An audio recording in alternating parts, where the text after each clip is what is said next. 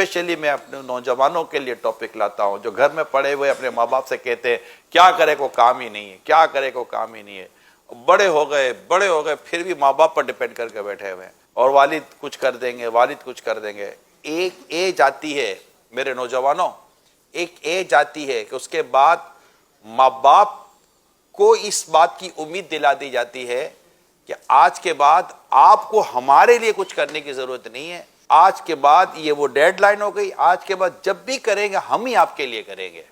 40 45 50 کی اگر ایج ہو چکی ہے والدین کی اور آپ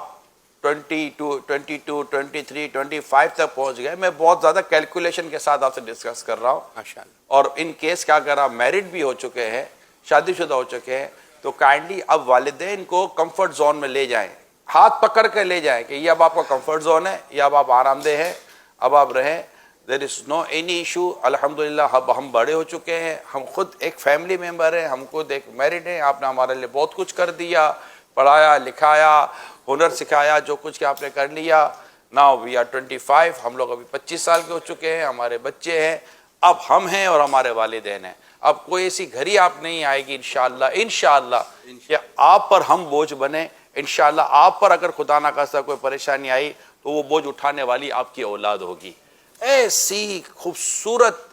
پوزیشن کے ساتھ آ کر ماں باپ کے ساتھ رہیں، اس کے بعد بھی خدا نہ خواستہ کبھی کچھ ہوگا تو کھڑے آپ کے ساتھ آپ کے ماں باپ ہی ہوں گے، یہ بھی بتا دوں۔